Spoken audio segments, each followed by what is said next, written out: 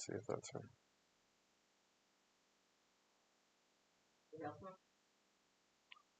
Yeah, she said she's only Ultima. Okay. Yeah, I'll tell her. So are we live or? Yeah. Awesome. So as always, thank you all for coming. I like to start the same way as I always do, which is by giving you major kudos and credit for taking some time out of your day in a world that's so focused on externals and try to make things in the material world happen, to try to make some time to do inner work, the real work, which I believe why we're here. It's not try to make more money or try to have a nicer car. It's really about evolving as a human being through our own conscious awareness. And so anyone, so just like to give you guys credit for doing that, because a lot of people don't. Yeah. And today I wanted to talk about, so the way I divide it up is, like I was saying, first 15 minutes, I'll give a short talk. Then about 30 minutes, we'll do a guided meditation, and then just kind of questions and answers or a topic, whatever works. And so for today, I wanted to talk about generosity or dana, because it's such a big part of Buddhist culture, especially with the Burmese. And it tends to be the main thing, one of the main things that's kind of missing in American culture is this idea of generosity, which is why the power of, um, or just the message of doing good deeds is so powerful. And the idea, it's interesting as a foreigner when you go to Myanmar, because people are so happy to serve you. They, especially as a monk, they pretty much believe that if you're higher level, the monk, and the more that they serve and give to you, the more good karma they get, which will eventually lead them to be able to reach liberation. And that's a very strong reality for them. And I think I think it's true, not so much in the rank, but as in like, one thing I think if I discovered anything when I was a monk, it was the fact of how powerful caring about others is. And the fact that if I really just cared about myself, after meditating for long periods of time, for months on end, um, things come up that are so dark and so painful that without caring about others or having this greater purpose, you just really can't make it through. And that really led me to want to, you know, create this, which is why I created Humble Stature and try to give back. Um, and it's also the foundation for this center. One thing that's kind of cool about this center, obviously, I mean, it's messy and chaotic, but there's nowhere else where people are really trying to give in a way that's so authentic. Usually, it's so um, how to say it's how do I phrase that?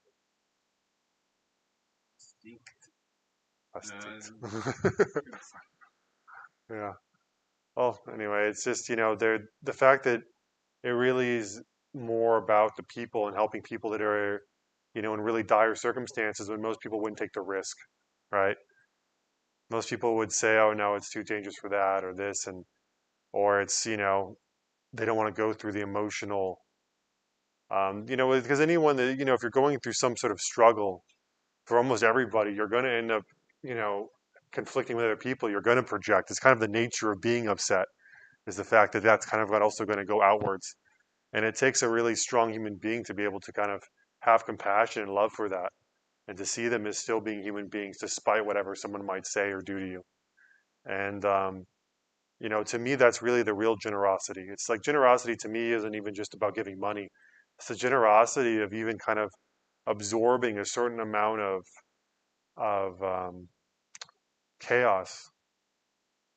When the people that are struggling and people needing help, and they're letting them go through their process and being there for them. To me, that's a type of dana as well. It's a type of generosity, a type of caring, in which I care enough about you, despite whatever they might say or do. You're willing to kind of spend time with them.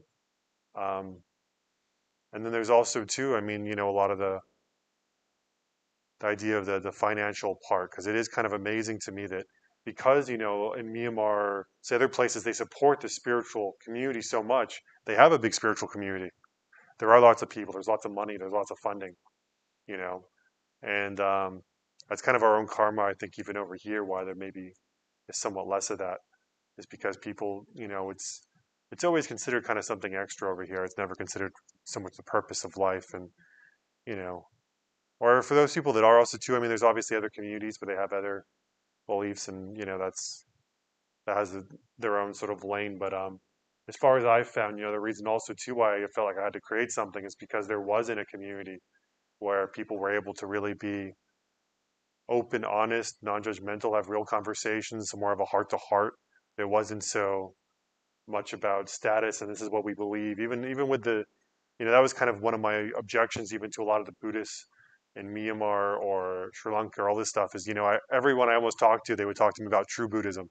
They were like, oh, this teacher, they teach true Buddhism. They teach true Buddhism. And they would go around and, you know, it was always for me a matter of staying more in a conversation, being open yourself, being loving yourself, really having that intention and then seeing where it takes you. And that's what kind of led me here to create this. And, um, and so Dana is really an important concept.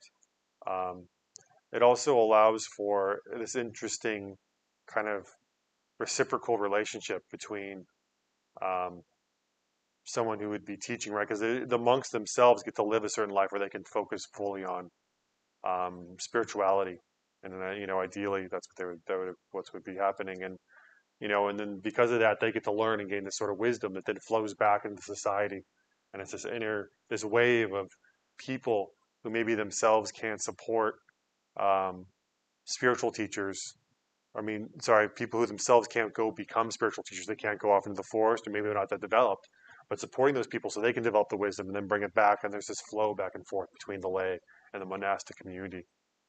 And to me, that's also a big part of what Dana is all about. Um, and so the other thing too is with this idea of kama or karma, right? So kama is the Pali word that we use in Theravada Buddhism, and then karma would be the word in Sanskrit. So it's used both on the Mahayana side as well as the Hindu side. And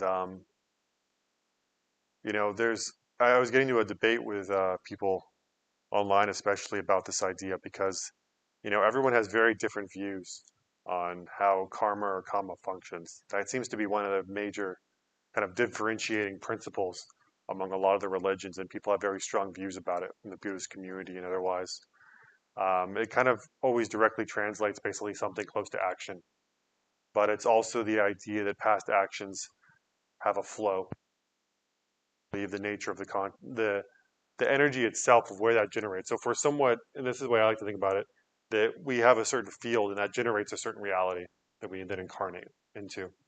And because of that field, we have a certain mind and all these things. So as we change our mind, it changes the field, which then changes where we incarnate, and or if we incarnate at all, at least in a physical body. I believe there's subtle worlds. I personally don't believe that you stop existing, which is what some of them kind of talk about. But I think it's more a matter of, when the Buddha talked really about suffering, one of the major points was death, old age, and sickness.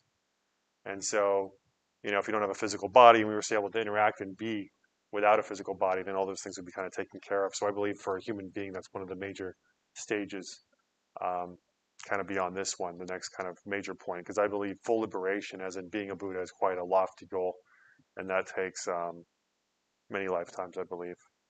But the thing is, I was debating before online, especially about when to help others, because the fact is, there's pretty much infinite people suffering, and from a Buddhist perspective, there's infinite worlds with infinite people suffering. So you end up in unlimited, suffering pretty much, um, which is partly why the Mahayana kind of idea, they believe in saving all beings before you become enlightened, which I always kind of believe, especially on the surface, if you take it for just meaning that, kind of seems ridiculous because that means you would never become liberated because there's infinite beings and infinite realms constantly generating. So it's much more. But I think there is something to the fact of having that mentality when it comes to developing a compassion so intense that it takes you beyond everything. Because, like I said, being connected and caring about other people, and which ultimately leads you caring about yourself, because there's this interplay between as I heal somebody else and I work with them with their problems, I'm also healing my problems. I'm also learning to see the humanity in people, and this is really what it's mostly about. Um, And so for that, it's like it's funny because I have my causes that I believe, in very strongly in fighting for, and there's other causes that I don't believe in, you know, putting as much energy towards because there is this whole thing, and a lot of it has to do, I think, is where my own sort of stuff that I'm working on is. I think kind of if there's certain, especially when it comes, I guess I've always been more drawn to people, let's say, um, even more maybe the more intellectual. I have friends that are maybe already fairly developed spiritually, and then we have a certain level of issues, say within that community, right? Even figuring out how to like help other people is kind of already a high issue. But then if it's also too, if I think if I was more had a problem with alcohol, I'd probably be more interested in the alcoholic community, or if I, whatever. So it's whatever I'm kind of also struggling with. You work in that, and there's this internal external interplay that happens where it's like I'm also working out my issues, even teaching here and meditating. It's like this is just as much as me as it is for you, because by having to fulfill that role, it reminds me of my own sort of divinity in my own practice and establishes my own ideas as in, okay, this is why I'm doing this. Because a lot of times, even when you study something to really formulate an idea where it's so strong, it's like, okay, I'm going to meditate every day. Spirituality is what my life is about. To really get that mentality, it just takes so much energy and time. And so in order to like be here doing this, it's just like I can start formulating that in a way that there's just like this interplay with you guys that it feeds me. And that's beautiful. And that's what it's really about for me. It's not just about trying to save the world, which is what a lot of people get stuck in. Um, this world is, from my point of view and a Buddhist point of view, really, is that this realm is supposed to have a spectrum of beings on it, all the way from the very demonic to the saintly, and you have this whole range. And the saintly is, I believe, very powerful. So what you actually get, even like this world has a, I believe, is a neutral vibe. So you have to have more demonic forces to balance out the higher because the higher is stronger. And so but the thing is that the world itself is neutral. That's kind of just my own take. Um, and that's what this dimension, I believe, is. And because of that spectrum, we have enough suffering where we know, hey, we should meditate and do inner work. And we also have enough saints and saintly people that we can say, hey, we can follow this path and we can learn and we can grow. And that's why it's so amazing to be a human being. And that's what our opportunity is here. And so that's it. Thank you. I guess I can say a couple more. I still have a couple more minutes. So the other thing with karma and helping others is, a lot of people talk about things being people's karma. So let's say, someone's getting beat up outside, right? Should I help them or should I not help them? You could say on one level, okay, it's their karma, so therefore if I stay out of it, then, let it be. And this is kind of like this paradox that a lot of people bring up with karma. But I think in reality, what it mostly has to do is that do with is kind of like who you are. So if you're a coward, and the reason I won't go and get in that fight is because I'm a coward, then it will be negative karma because it reinforces that relationship of being a coward, this energy. If the reason is because I, say they're fighting, but I know that it's they're both want to fight and they're trying to fight. They're both causing it. Then maybe I won't get involved. It's like on some level, it's like they both hate each other because something else happened and they want to go out and fight. I don't believe I should get in the middle of that. They want to go and slug it out. Let them go do it. Have your fun. It's not what I'm involved in, and there's no victim in that, in my view. You know, but then obviously too, if there was and I think there's like, so there's different levels. So a lot of it, I think that the thing is that people want to look at it as really one dimensional. And the thing is, even when the Buddha talked about karma, um, he talked about the complexity of it, that it's almost impossible to say, oh, well, this is caused by this. And I think people sometimes confuse that with not being able to understand the principles that underline karma, because they're two different things. The principles of, say, that past actions come into the present or that flow through somehow to the present, and that somehow our actions and choices now flow into the future is, something that we can understand. And this is, part of coming to terms with karma. Um, so like in that situation, if I felt like there was someone out there that they didn't want to fight and someone's trying to fight them and they're afraid and they're being preyed on, then as someone who knows how to fight, I'm going to step in, right? And I think people, and so with this, I think that a lot of it has to do with more being, in tune with your own intuitive capacity. This is why it's so hard when a lot of times if you're, very really struggling with something because it blurs what's right and wrong. When you have a lot of emotion about anything, whether you're angry or you're whatever, and we all get that way, you know, it blurs reality. And that's why you'll do things when you're angry that you would never do when you're calm. The mind just kind of is this automatic mechanism that when it's filled with a certain type of energy, it tells you certain type of things. And if you don't have the awareness in order to be able to perceive that, you're going to be a victim to your own mind in a way. Um, and so, this also kind of applies kind of to everything. I think you can say in almost every situation, I think you can say in almost every situation that there's going to be environments where you can, or you should step in or you should not step in, and it's all going to kind of vary. And you can go anyway. It's all right. um, okay, so with that said, um, we can just start with our eyes closed. And as I always like to do it, focusing on the breath. I think I'll give more instructions. I think she's coming back, so we'll kind of, I don't want to repeat myself, so we'll maybe just start with focusing on the breath and maybe just getting in touch with this idea of dana and compassion, with our own sense of generosity and our relationship to that, because that really determines a lot of how we act and why. And here we're just trying to be conscious about it. It's not about making your beliefs in line with my beliefs or right or wrong. It's really about self awareness, understanding how you hold certain ideas. So if they're not in line with your own higher purpose, your own higher value, you can shift them.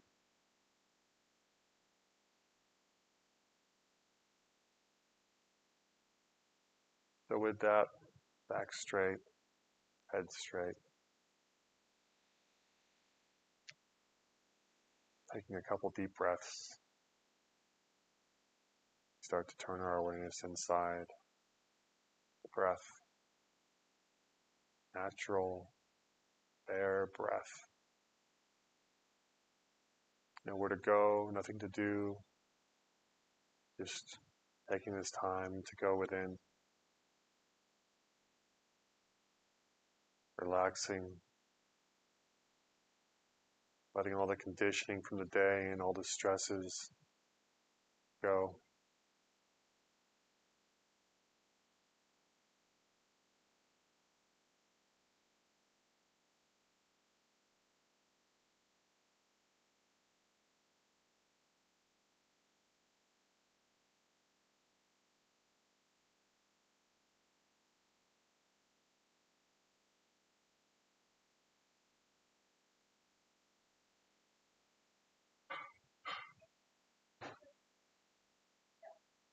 As any sounds, everything is just part of the meditation. You kind of think if there's more sounds or there's more distractions or there's more anything that it's actually really just makes the meditation more advanced. When everything's actually quite calm and peaceful and there's no distractions, it's nice. It's obviously it allows you to kind of maybe be less reactive, but what we're trying to do in meditation anyway is to retrain that reactive part of our minds.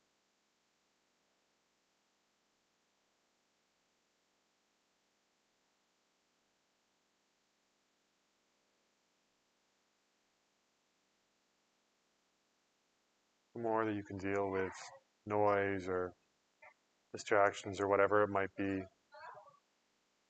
the stronger or the easier it is to apply that in real life. The fact is, when you're going around, there are going to be noises, there are going to be things that agitate you and distractions, and the more that we can just observe that, the more we can become established in this meditative state.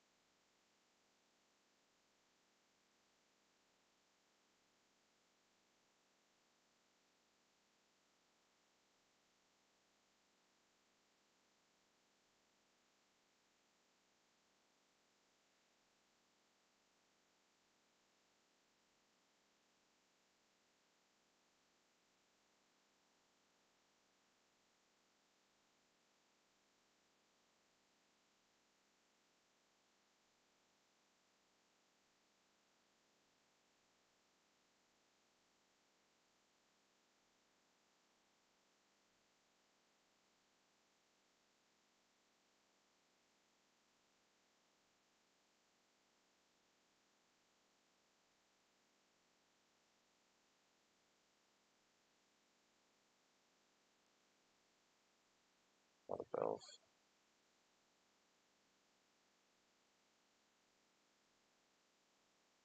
Same principle. There's bell noises, silence, people talking. Same principle. You don't react. You observe. If the mind becomes agitated, then you just observe, my mind is agitated. There's nothing to do about it. Nothing to think about it. Free yourself from your own reactive pattern.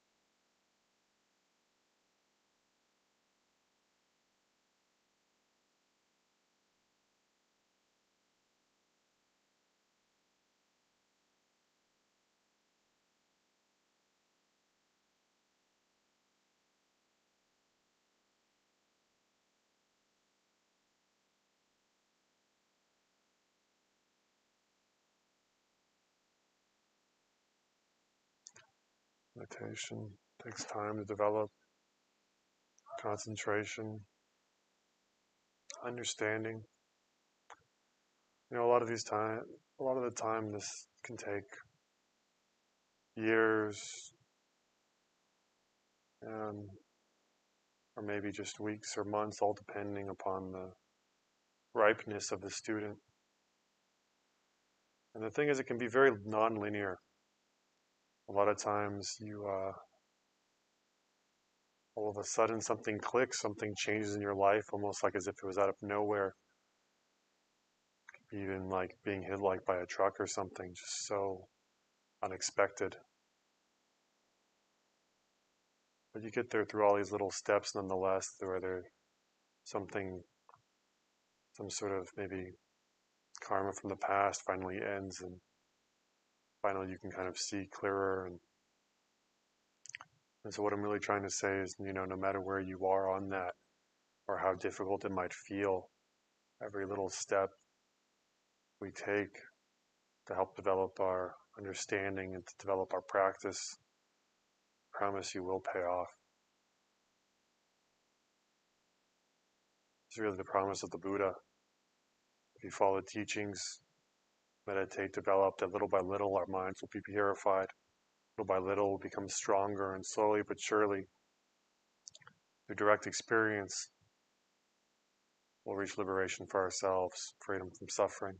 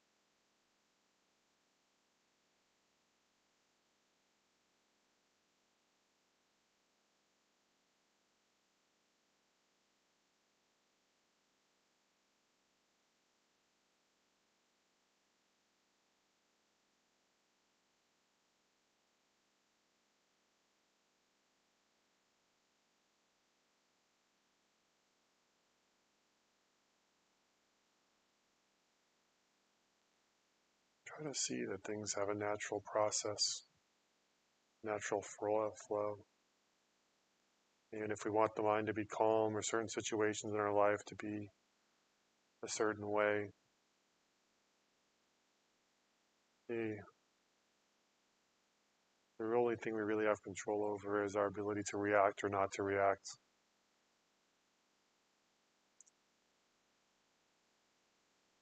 We can accept that things have a natural flow. The world, our mind, our bodies. Stop trying to think that something should be different than how it is. We can find peace. To contrast this, you can also, there's the other aspect that involves setting goals, which often kind of gets confused with this mechanism of trying to control everything. The thing is to see even goals as impersonal, based off of the development of your mind and where you are at in your life. certain goals will become apparent, certain things to go towards that may have a positive result in your life. But a lot of times these same goals can act as judges, and you can feel condemned or guilty.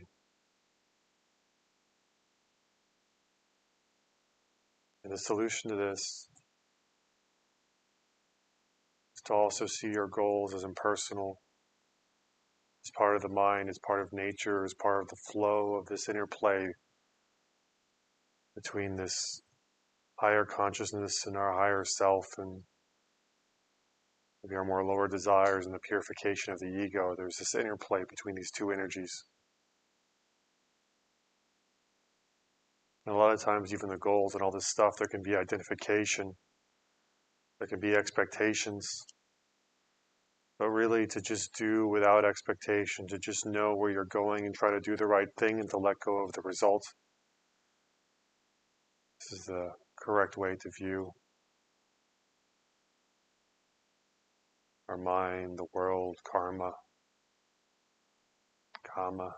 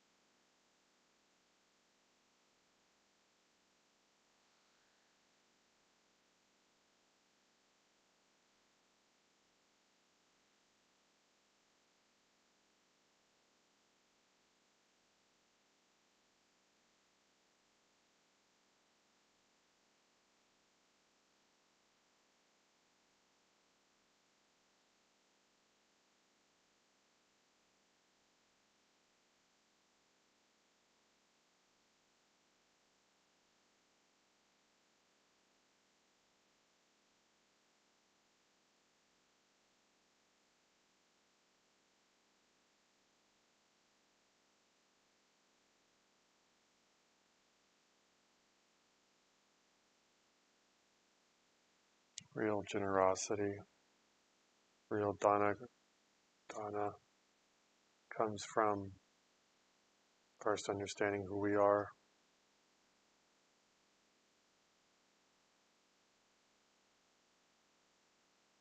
The more we understand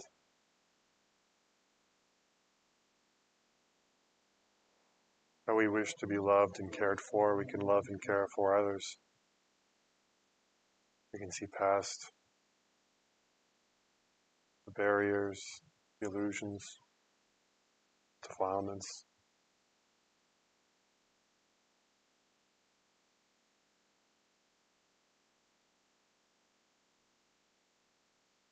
And there can be an excitement, wanting to give, contribute, to grow something, to be connected with others in a community, or to help others with something they're struggling with, whether it be financial, physical, emotional, mental, whatever capacity you decide to give.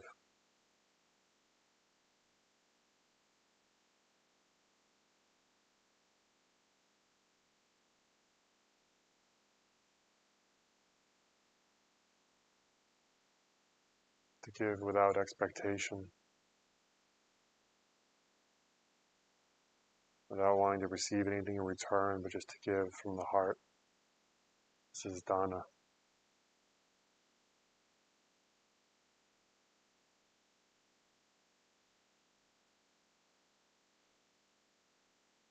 Nowadays, everything is such an exchange, partly because our minds are so programmed to think in a very capitalistic way.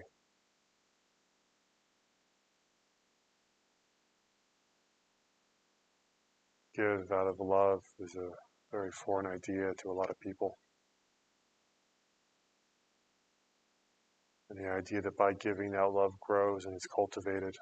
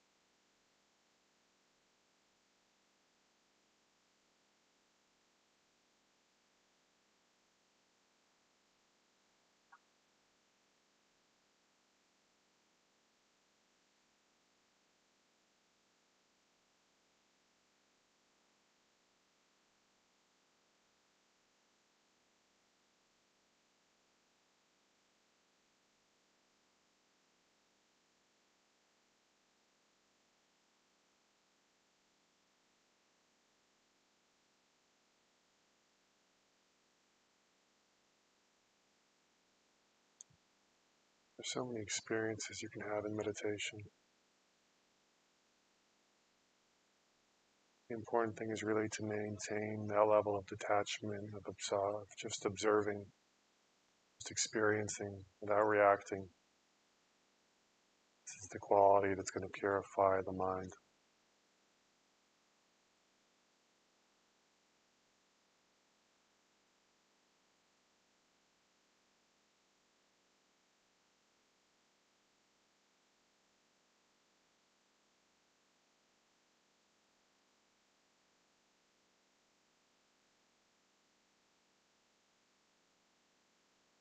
In order to observe and not have the mind react, we also have to have compassion for ourselves.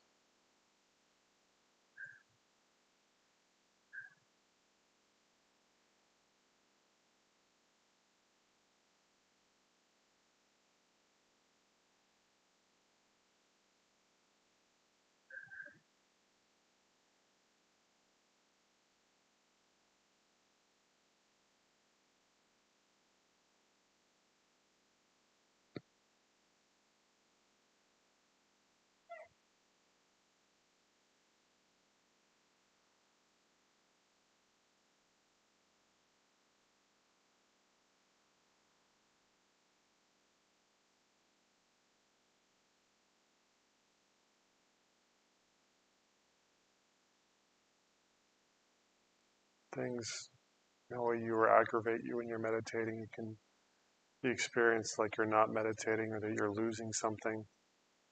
Somehow there's something wrong. I just like to invite you to let that go. Really embrace it.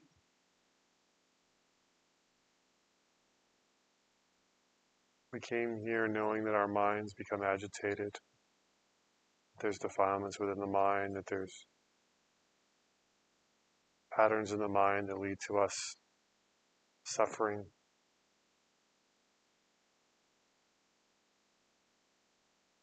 And we know that by observing these patterns as they come up and not reacting, as we just focus on the breath, they slowly start to dissipate.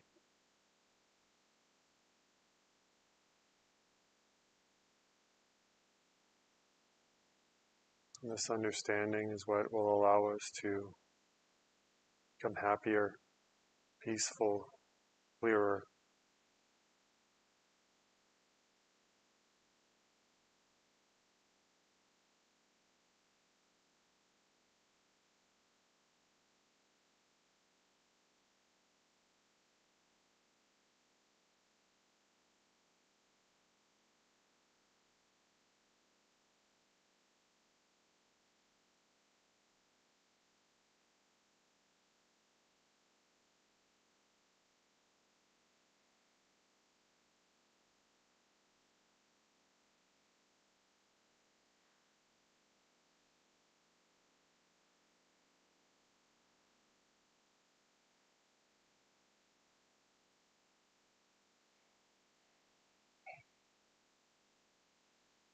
Maybe about 3 minutes left. So just really focus your intention, focus your awareness for these 3 minutes. Do your best to maintain mindfulness.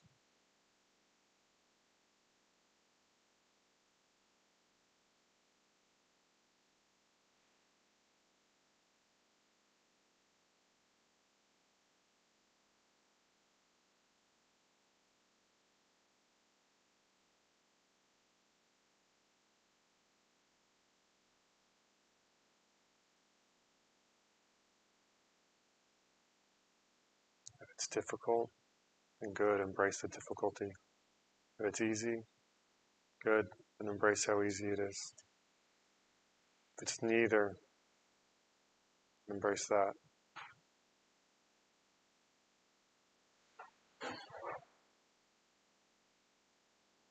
Nowhere to go, nothing to do, just pure awareness.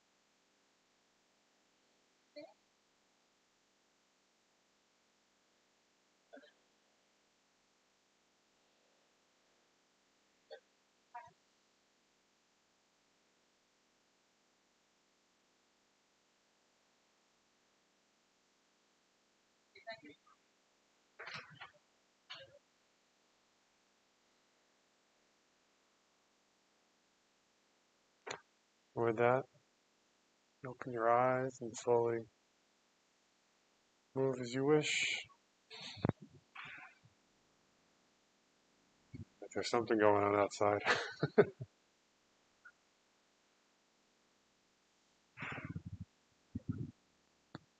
at least it's in Burmese, so I feel like it's less distracting, at least for me personally. But nonetheless, it's all part of it, as it is.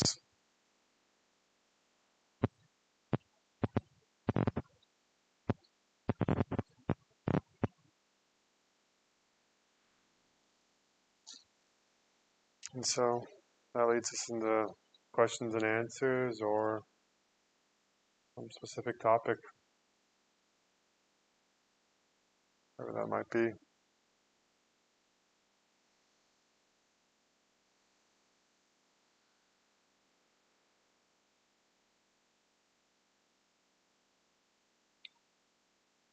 I've been looking into schools lately, and it looks like I might end up going for a PhD in psychology. Should be quite interesting. And yeah, there's also going to be a new website for Humble Stature. I guess this is more announcements at this point, but I'm releasing a new website, and that should be launched within a couple days. There's a couple interviews as well. I'm going to be talking to Venerable Panavasa on Wednesday. We're going to be doing another interview. Going to talk more about ancient Indian civilizations and probably get into more of the political stuff, which I also think kind of relates, or maybe not so much political as culture war issues, which I think affect a lot of our understanding of morality. That's why it overlaps with a lot of the spiritual stuff.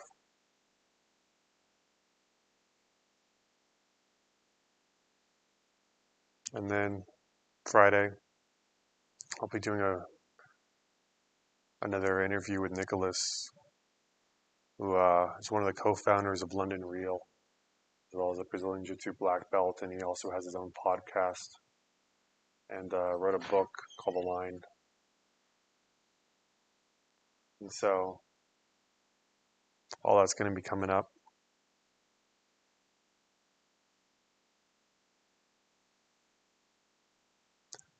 Anything about Dana, compassion? How's that for you? All right. Yeah. Well, in that sense, I think we'll just sit for maybe a couple more minutes in unknown time.